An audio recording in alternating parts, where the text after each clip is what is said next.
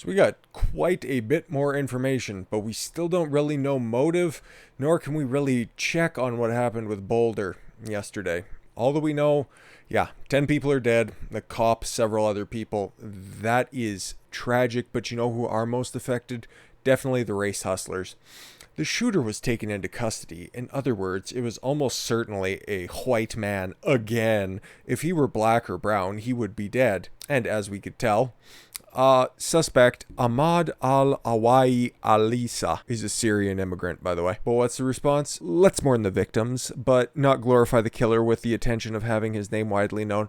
Yeah, you love to see it. You really do love to see it. But let's get the information that we know out of the way, because I don't think we're going to get a clear motive on anything.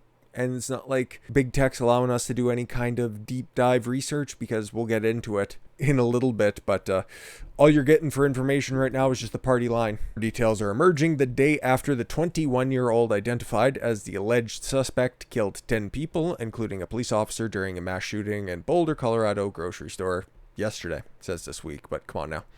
Suspect allegedly bought a firearm used in the attack 6 days earlier and was known by a former classmate as short-tempered and paranoid, according to reports, and the arrest affidavit released Tuesday. Actually, we have a much more detailed account of this.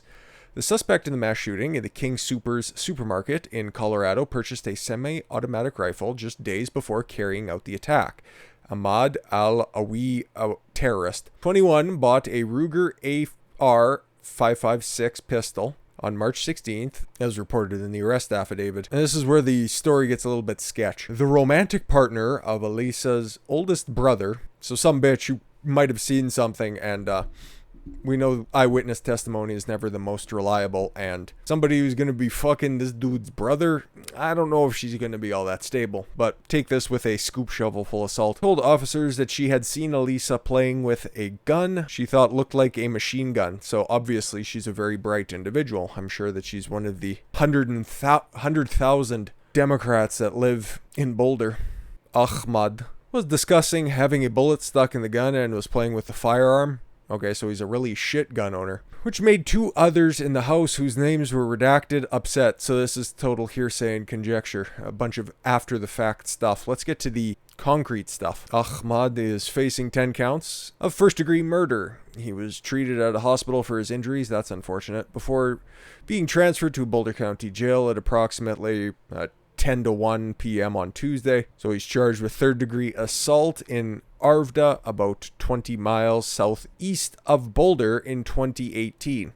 So how is he allowed to get the gun, by the way? Somebody really fucked up on that background check, considering he also had a third-degree assault charge in 2017 and another for criminal mischief in 2018.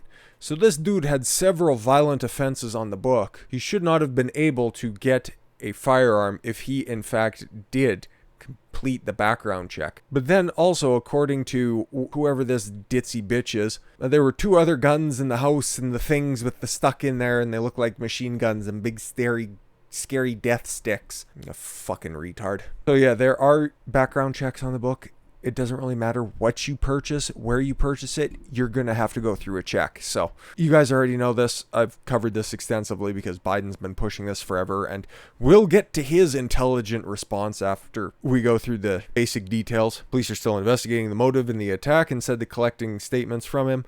Officials did not provide much information about the suspect, but Boulder County District Attorney Michael Doherty said Alissa had lived most of his life in the United States. And by most, they mean that, yes, he was in fact an immigrant. Alissa arrived in the United States at age 3 from Syria and became a naturalized American citizen. Alissa faces 10 counts of first-degree murder, obviously. So yeah, it's not like he's fresh off the boat, but it looks like he brought the vital information along with him. We're doing a lot of jumping around, but this is a very good anchor article. It tells you a bunch of stuff, but it doesn't tell you everything that you need to know. Kind of like this. On a Facebook page purported to belong to Alissa. I think we should just call him Alissa, because, should make fun of terrorists and call them girls' names. He wrote messages that criticized former President Trump's response to immigration and refugees, allegedly writing Trump is such a dick. Ooh, hot take. I'd love to see if he would actually write more, but as you can see, Facebook is using this opportunity to present their depersonning platform.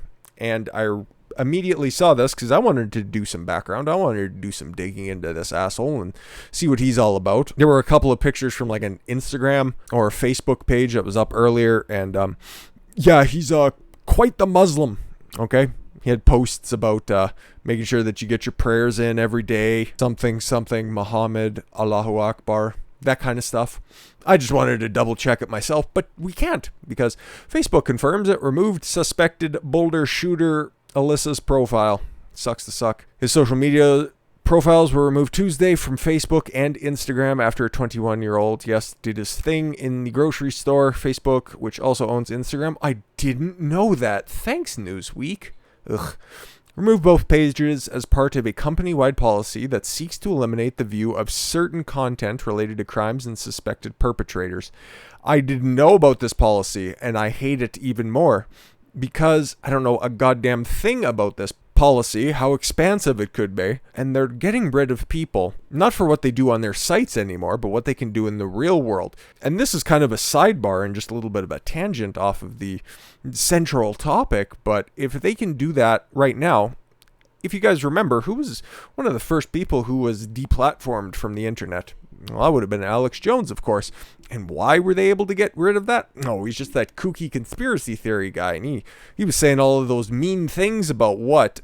Sandy Hook? People were attributing things that he never really said or twisting what he actually did say in order to fit their narrative. So it's an opportunity to expand policies, restrict rights and freedoms by standing on the graves of people who were gunned down, going after guns themselves and not the actual crazy motherfuckers themselves. And Senator Kennedy perfectly points us out when he says, it's not a gun control problem, it's an idiot control problem. Yeah, exactly. Violent crimes are just as high in places that have banned guns because knives exist. Improvised explosives exist. The truck of peace is a thing. I don't believe we have a gun control problem in America. I believe we have an idiot control problem. The objective should be how to control these idiots who abuse guns. The objective should not be how to get rid of the Second Amendment. I couldn't agree more. Like, if you want to go down this path, oh, okay, you want to ban guns? That's fine. How about we ban alcohol? Because drunk drivers kill so many people every year. How about that? Or there's an obesity epidemic going on right now. Why don't we just ban sugar? Because that's costing me money. Obesity is one of the biggest underlying health problems that cause the most money to come out of healthcare. Why not? That's just as salient as trying to get rid of the big scary murder machines. It's obfuscating the problem. And Senator Kennedy perfectly points that out. Same with Ted Cruz, blasting gun control proposals in the wake of Colorado shooting. And it's weird, right? Yesterday I was drawing corollaries between everything that we knew at the time, and it's like, Boulder had 4 gun control measures just dropped in the previous week. Overwhelming, like a 90% white neighborhood, or city rather, overwhelmingly Democrat. Now, weirdly enough, this stuff just kicks off. And then add on that something I found out last night as well. There was going to be a Senate Judiciary Committee hearing on gun violence itself. Fucking weird how all this stuff works together. I can't draw any correlations with all this stuff, but it all just kind of fucking matches up a little bit too perfectly, right? Because there wasn't enough bloodshed in Atlanta, so they couldn't really push all their policies at that time. But then you get somebody, and then you think it's going to be a white guy, and you're going to be able to run with white supremacy all of a sudden, but then it realizes that, there's too much phlegm in that name, so we need to go ahead and pivot back to gun control. I'm just waiting for the whole misogyny thing to fucking rear its ugly head, because, half of the people that were dead were women, so obviously. But if he's Islamic, I don't think that'll pop up. What did old Teddy have to say? Every time there is a shooting, we play this ridiculous theater where the committee gets together and they propose a bunch of laws that would do nothing to stop these murders. What happens in the committee after every mass shooting is Democrats propose taking away guns from law-abiding citizens because that's their political objective. Very much so. If we could pull up every former shooting, okay, every mass shooting, except for what happens on a weekly basis in Chicago. 12 people shot Friday through Sunday. That was over this weekend. But yeah, don't mention that. Okay, that happens in a city that has some of the strictest, actually I'm pretty sure it is the strictest gun control legislation that a city can properly impose. But every weekend there's double-digit shootings. Don't mention that. Don't mention that whatsoever. It's a that white presenting guy, the fat man with the blood running down his leg. It's all his problem. He bought guns or stole them to commit a murder. When you disarm law-abiding citizens, you make them more likely to be victims. If you want to stop these murders, go after the murderers. Exactly. And Tom Cotton, who accused the Democrats of discouraging law enforcement actions against violent crimes in the first place. Before we start looking at controlling the rights of law-abiding citizens and regulating their guns and even setting the grounds to confiscate their guns, why don't we look at why the violence has increased to begin with? There has been extended systemic attacks on our police and law enforcement professionals for years, calling them racists, bigoted, and prejudiced. You can extrapolate that to the regular population as well. Just 75 million of them, demanding that they be defunded and replaced with social workers. Yeah, which is functionally retarded. Have you ever met a social worker? They aren't sending our best and brightest people. When you condemn the police, when you make it hard for them to do their jobs, you shouldn't be surprised that criminals take advantage of the opportunities that crime raises. And you also don't hear, and I don't believe that they pointed out as well, but you know how many potential mass shootings get stopped by other armed citizens? Quite a few. There was one in San Antonio where somebody was coming in and they were going to shoot up a church, I do believe, and somebody was armed. They made sure they took care of that guy before they got more than one shot off. A polite society is an armed society, and of course these mass shootings tend to happen in overly democratic areas. Okay, I'm not trying to take away from the victims, and we'll get to who the victims are because they are many, and it does suck. There was a police officer in there, Eric Talley, 9 other people, 20, 23, 25, 50, a couple in their 60s, people with lots of life left to live, who are just going about their day. They have families that are going to be devastated because of this. All because some wannabe jihadist decided he was going to fucking go off. Like, we don't know what the motives are, and we can't really check what the fucking motives are either, because Facebook's taking their preemptive steps in order to just justify getting rid of people when they do stuff off platform. Right now it's extremists. Tomorrow it's anybody who utters some anti-Semitic slur when they go in and trying to pawn off some old jewelry. So yeah, if we get any more information as to motive, even though perhaps I'm jumping to conclusions, but I don't think we're going to be terribly far off that this is going to be some sort of ISIS affiliation, because we heard of their resurgence as something, right? We didn't hear a lot of under the Trump administration. Mass shootings, they sure didn't happen a lot over the last 4 years. None really come to mind. ISIS, the last time we heard about them is when their leader ended up getting body bagged. Just more stuff that's all just kind of adding up to the entire world at large just becoming more and more destabilized. And speaking of which, the destabilizer in chief, well, he's just going to stand on his same soapbox. The only thing that he's been successful in doing in the Senate for his previous 50 years in government, we need to ban assault weapons. What does that mean, Joe? Weapons that assault. Come on, man, it's in the name. Fucking retard. President Biden called for an assault weapons ban following Monday's shooting attack at Boulder, Colorado grocery store. Politico reported Biden urging the Senate to take action on H.R. 8, no, and H.R. 1446, the former of which would create universal background checks, the ones that are already in place, right? And the latter would expand the length of time a background check can last. Like how long the waiting period is, or how long the background check would be good for, so you don't have to go through another one. Like, who cares? They're all fucking retarded. What happened to that shall not infringe upon line? I guess, well, considering what the Joe Biden administration thinks of the Constitution, shouldn't be terribly surprised what they do with the one clause in it. He also called for an assault weapons ban. What does that mean? What does that mean? Care to explain? Somebody put it on prompter so we can stumble through an explanation. That'd be great.